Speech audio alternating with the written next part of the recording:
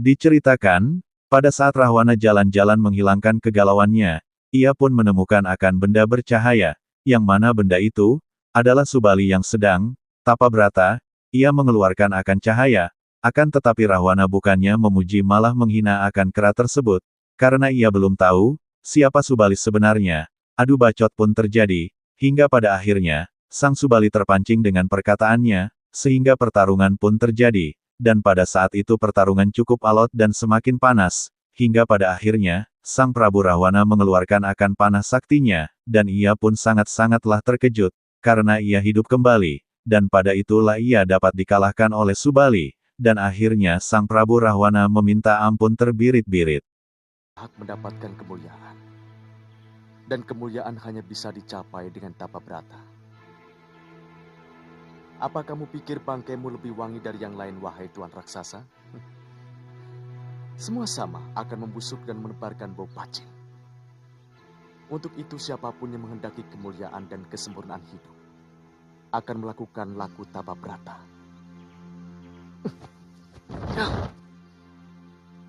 Bagaimana mungkin seekor monyet mencapai kesempurnaan? Bangsa kalian diciptakan hanya sebagai contoh kenistaan dan tidak akan mungkin naik derajat walaupun kalian bertapa selama 1000 tahun. Siapa kamu?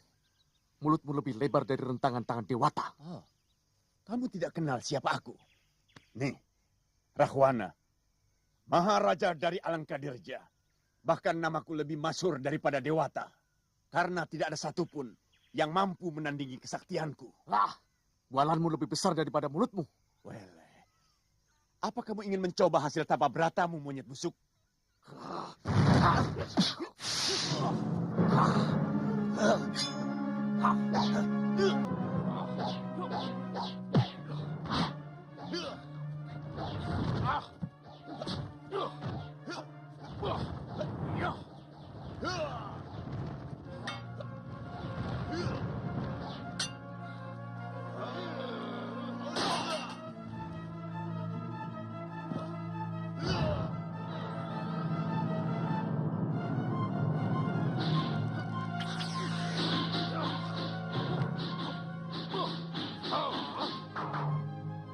Hebat juga ilmu kamu, monyet buluk.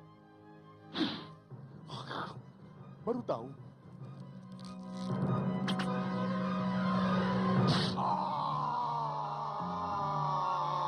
Ya, Pancasona!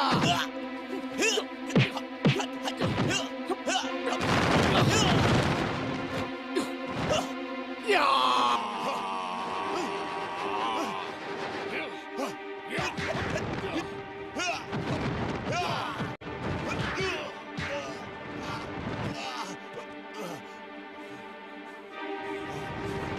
Ayo bangun, Rahwana. Tidak cocok antara mulut dengan kemampuanmu. Ampuni saya, pendekar perkasa. Maafkan kejumawaanku.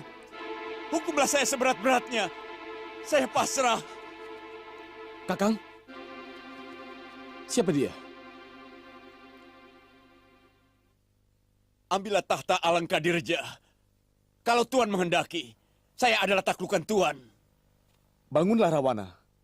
Tidak pantas Maharaja dari negeri besar bersujud seperti itu. Aku memaafkanmu. Kalau benar-benar kamu menyadari kesalahanmu.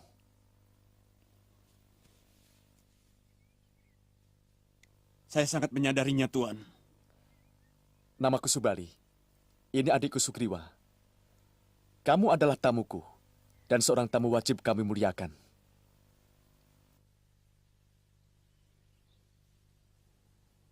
Sin berpindah ke tempat Dewi Anjani, yang mana Sang Anjani didatangi oleh Sang Bidadari, yang mana Sang Bidadari tersebut menyinggung perasaan Sang Anjani, karena mereka sangat cantik sedangkan Anjani itu adalah Sang Wanara. Sang Wanara, Sang Bidadari pun menenangkan akan Sang Dewi Anjani, dan memberikan kabar gembira, sehingga Sang Anjani pun melahirkan akan bayi yang dikandungnya, hingga lahirlah bayinya. Namun, Anjani pun menangis, karena anaknya berubah menjadi Wanara, dan Anjani kembali ke wajah asalnya. Sang Anjani pun hatinya merasa terluka, hingga ia Sang Bidadari meninggalkan akan Anjani bersama sang anaknya yang ia beri nama Anoman.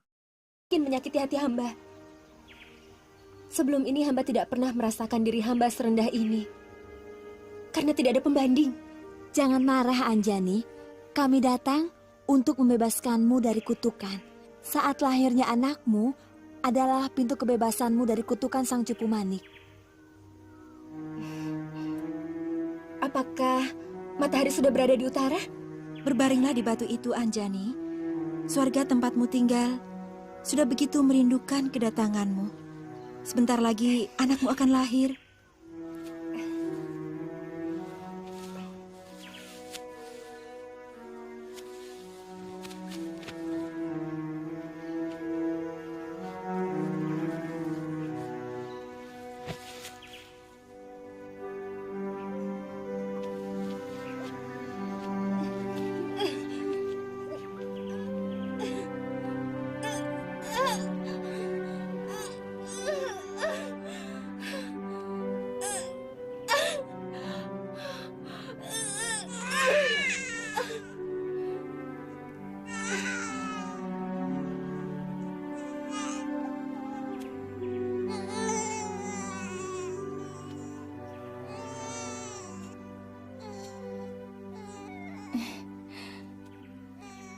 Anjani, lihat wajahmu di sendang itu.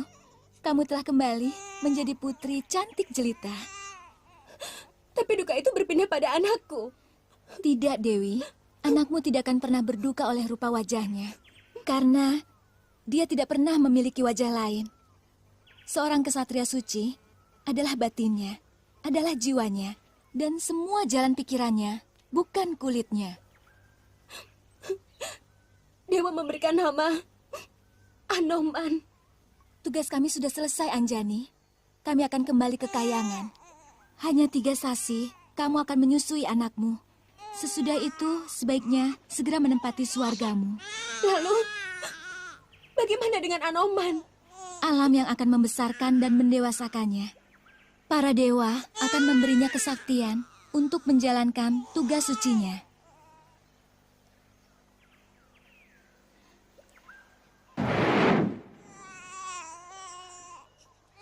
Sin pun berpindah lagi ke tempat Sang Rahwana yang berada di tempat Sang Subali di Istana Kesabaran Jiwa.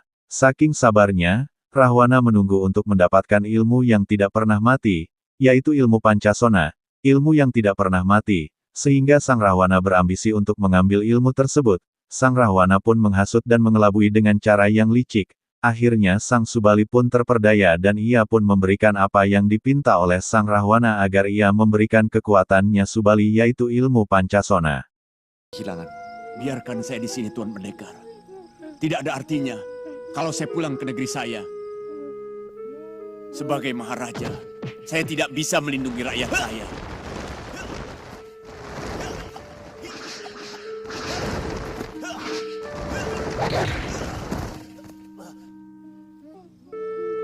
Kecuali kalau Tuan Pendekar bersedia mewajangkan ilmu Pancasona kepada saya. Tidak bisa, Rahwana. Ilmu ini tidak bisa sembarangan diwejangkan kepada orang lain. Dewata akan mengutuk saya kalau ilmu itu digunakan untuk kejahatan. Apakah melindungi rakyat sebuah kejahatan? Tentu tidak. Saya hanya ingin melindungi rakyat saya dari gangguan negeri lain yang iri atas kemakmuran Alangkadirja. Dan sebenarnya saya melanglang buana untuk maksud itu.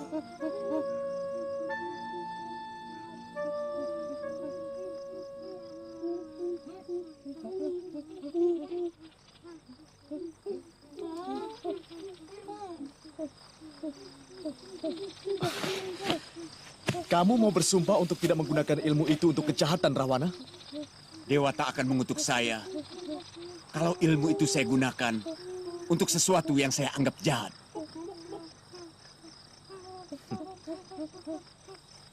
Heningkan pikiranmu dan kosongkan segenap nafsumu. Aku akan menyalurkan aji Pancasona ke dalam tubuhmu.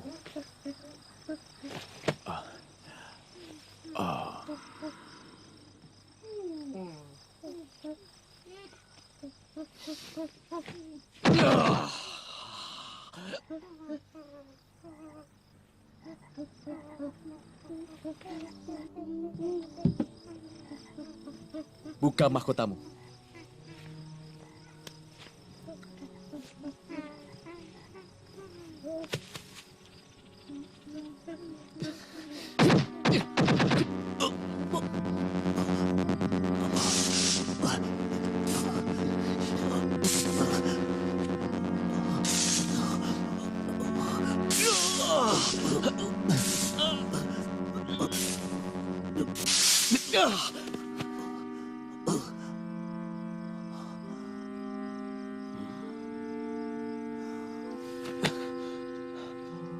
Kakang memberikan ajian Pacasona.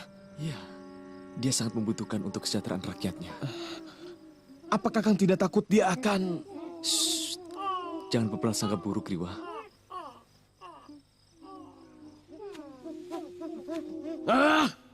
Sin pun berpindah lagi ke tempat Mahesasura dan Lembusura tinggal di kerajaan tersebut. Pada saat itu, ada perkara yang dihadapi oleh sang siluman sapi tersebut, karena sang Rajani yang bernama Lembusura, menggandrungi, akan seorang bidadari yang sangat cantik yang bernama Dewi Taraf, sementara ia berdiam di kahyangan, dan sang Raja Sapi itu berada di Goa Kiskenda. Ia pun inginkan kesetaraan, hingga sang Lembusura pun nekat untuk melamar sang bidadari yang cantik tersebut, dan Mahesasura pada awalnya menasihati akan kakaknya tersebut bahwa tidak mungkin ia melamar seorang bidadari surga apalagi itu adalah seorang Hafsari, bagaikan langit dan bumi, tidak bisa bersatu untuk selamanya. Sang Lembusura pun tidaklah mau mendengar akan nasihat tersebut hingga ia mengumumkan kepada rakyatnya bahwasanya ia akan pergi ke kahyangan untuk melamar Dewi Taraf, hingga mereka pun rakyatnya itu akan mengadakan pesta besar-besaran untuk sang raja mereka tersebut. Secantik bidadari dari Kayang. Bukan masalah kecantikannya, Lembusura. Kecantikan itu cuma masalah satu kedipan. Kalau mata kita berkedip, hilanglah kecantikan itu menjadi gelap. Aku melamar bidadari karena ingin memiliki derajat yang sama. Kita setara dengan para dewa-dewa.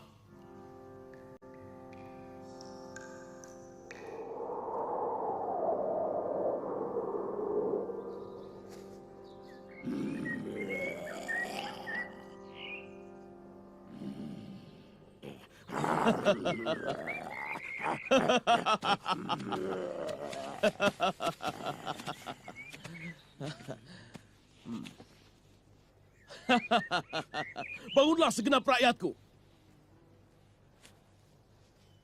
Hari ini, aku, sesembahanmu, mau melamar bidadari penghuni kahyangan yang bernama Dewi Tara. Persiapkan keramaian untuk perkawinanku selama 7 hari 7 malam. Hamba akan kerjakan junjungan kami, pujaan kami. Di ujung lidah Gusti nyawa kami berdiri, dan di ujung lidah Gusti nyawa kami tersungkur. Kami akan mempersembahkan semua hasil kesuburan tanah negeri Kiskenda untuk kemeriahan perkawinan Gusti. Jatasura. Iya, Kakang. Pimpin seluruh rakyat untuk berbenah mempersiapkan penyambutan kepada bidadariku yang jelita. Baik, Kakang.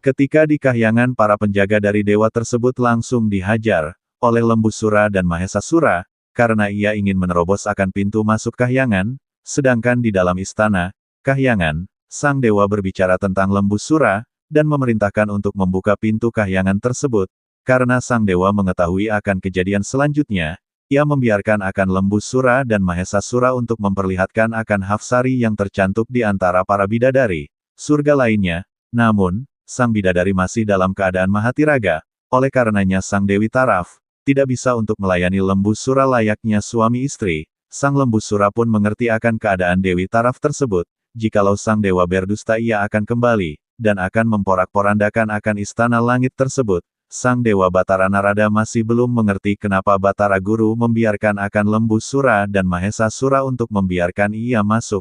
Namun sang dewa mengatakan dan menekankan aku lebih tahu apa yang terjadi selanjutnya, ujar sang Dewa Batara Guru. Mereka telah menyerah Lembusura. Jangan-jangan ini jebakan, Kakang. Tidak ada artinya jebakan apapun untuk kita. Ayo, dewa-dewa itu sudah ketakutan melihat kesaktian kita. Itulah kenapa mereka membuka pintu gerbangnya. Mendekatlah Maesasura. Bukankah kau menghendaki kesetaraan?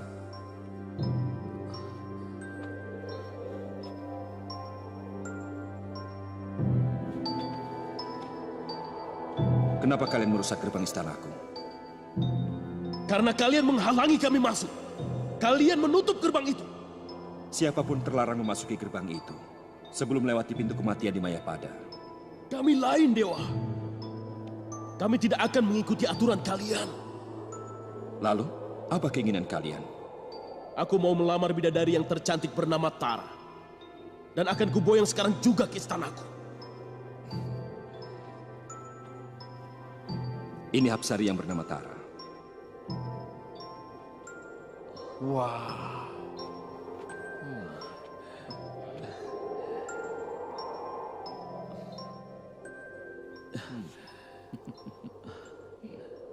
Kami selalu memberi kebebasan kepada siapapun untuk menyatakan keinginannya. Sebagaimana kamu menginginkan mempersunting bidadari, maka yang bersangkutan kuberi kesempatan untuk memberi jawaban atas keinginanmu. Aku tidak butuh jawaban, tapi butuh dia. Lamaranku adalah sebuah keniscayaan. Apa kamu pikir di alam Mayapada, baik alam nyata maupun alam kasat mata, ada keniscayaan? Semua serba wenang, Maesasura.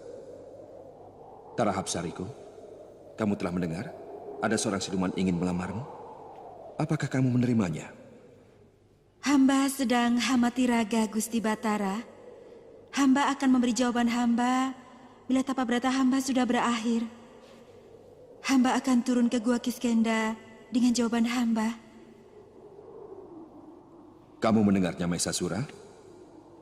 Tara sedang melakukan hamatiraga, tapabrata. Tidak mungkin dalam keadaan demikian dia akan bisa melayanimu. Dia akan datang ke istanamu kalau tapabratanya sudah berakhir. Apa ucapan kalian bisa dipercaya? Ucapan para dewa dan Hapsari adalah keniscayaan. Sang Sugriwa yang menunggu di luar mengira Subali benar-benar mati, karena sesuai pesan, apabila keluar cairan putih dari goa dan mengalir ia akan berlayar dalam artian, ia akan pergi ke soarga loka mati dalam perang, maka cepat-cepat ia pun menutup akan pintu goa, yang padahal Subali masih hidup dan kesalahannya Subali pun tidak keluar dari goa tersebut agar ia Sugriwa tidak salah faham dengan keadaan tersebut, dan Subali yang kaget melihat hal keadaan itu mengira sang Sugriwa picik dan marahnya ia ingin melamar sang bidadari dengan cara mengurungnya di dalam sarang, goa Kiskenda, dan haruslah Sugriwa menerima akan hukumannya. Kelemahan penghuni Mayapada adalah kebodohannya. Sedikit saja punya kelebihan, dia akan merasa menjadi sosok sempurna, dan merasa dirinya sama dengan dewa. Sementara makhluk di sekelilingnya, melihat dia yang memiliki secuil kelebihan itu, langsung mendewakan, sebagai yang patut disembah. Itulah kebodohan mereka yang paling nyata. Lalu bagaimana, Di Guru? Apa pantas kita menjodohkan seorang Hapsari dengan Raja Siluman Busuk seperti Maesasura tadi? Aku sudah mengatakan bahwa kelakuan mereka adalah puncak keharusan untuk dimusnahkan. Putra Gotama sudah disuratkan dalam jantra nasib untuk menumpasnya. Dan itulah jalan pemberian ganjaran kepada tapabratanya untuk mendapatkan Hapsari yang mulia.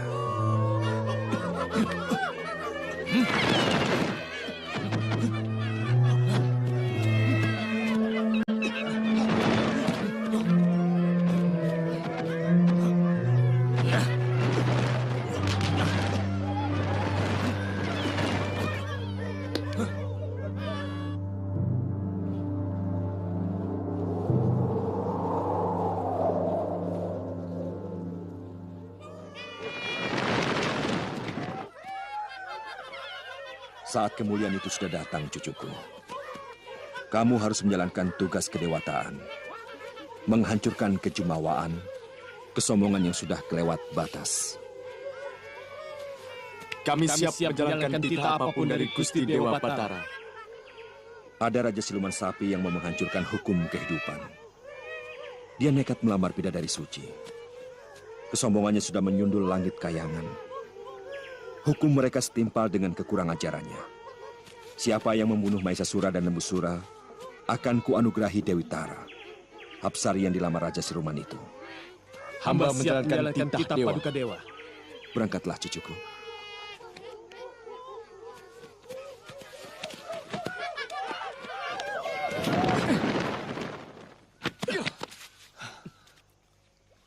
Kakang, kita lupa menanyakan di mana letak Gua Kiskenda itu. Gampang Sugriwa, kita bisa tanya.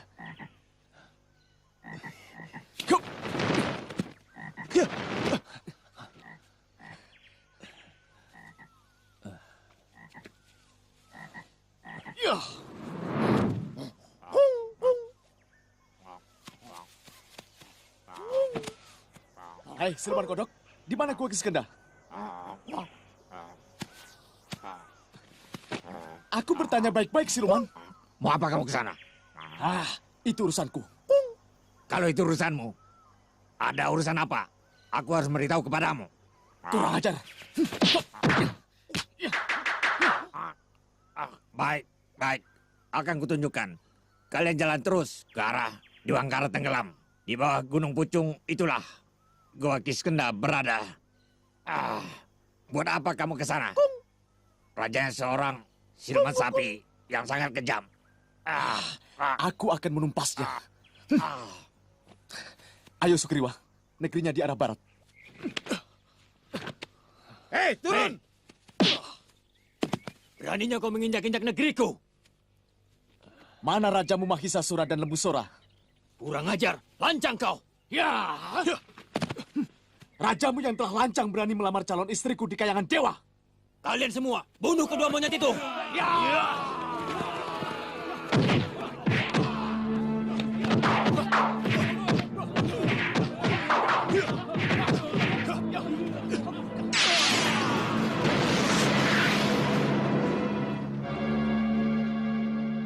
Aku yakin Mahisasura dan Lembusura masih berada di dalam gua.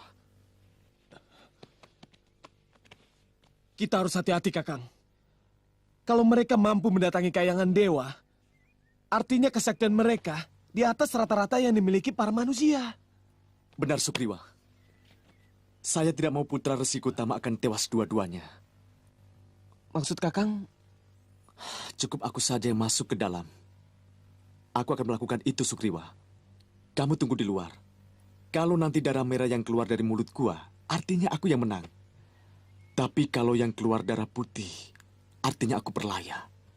Maka cepat kau tutup pintu gua ini dengan batu besar. Supaya Mahisasura dan Lembusura juga tewas di dalamnya. Kamu mengerti, adikku? Iya. Tapi aku mencemaskanmu, Kakang. Kenapa tidak berdua saja kita ke dalam, Kakang? Jangan, adikku. Aku ingin keturunan ayah kita tetap berkesinambungan. Sampaikan salamku kepada Yunda Anjani dan juga Romo Begawan.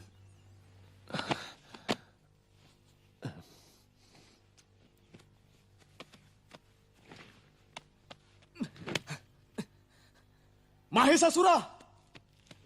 Lembusura, ayo sini lawan aku. Kalian telah lancang berani meminang calon istriku dari swarga.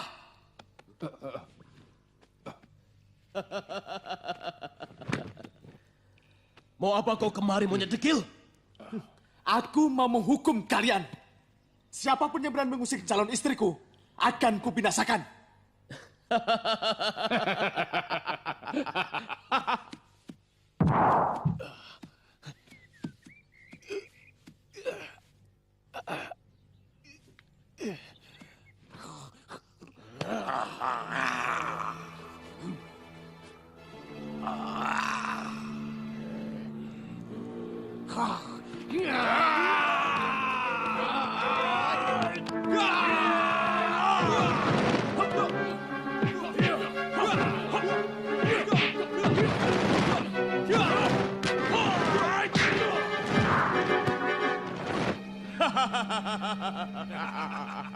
Jangankan seekor kera, dewa pun dengan mudah kubunuh dengan satu tangan.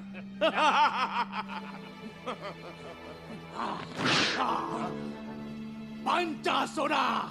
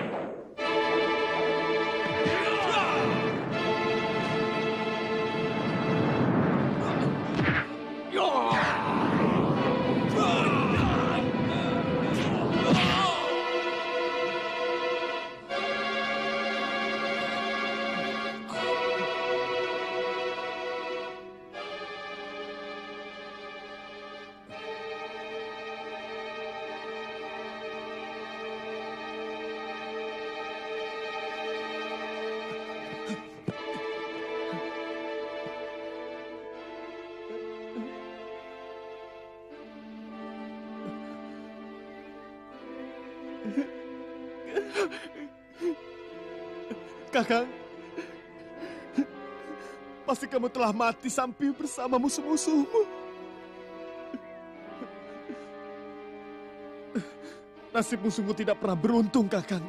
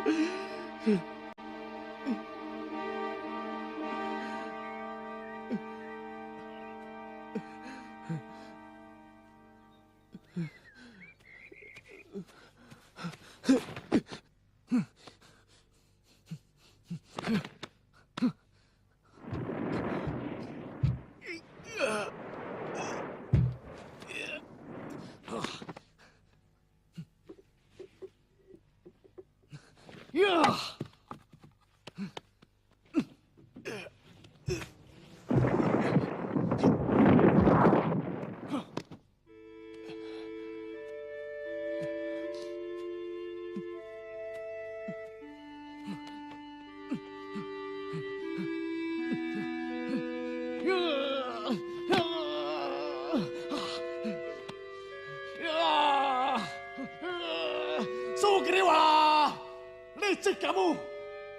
Kamu telah mengkhianati ketulusanku! Kalau hanya ingin menginginkan Dewi Tara sebagai upah dari Dewata, kenapa harus dengan cara selicik ini? Kau harus menerima hukumanku, Sugriwa!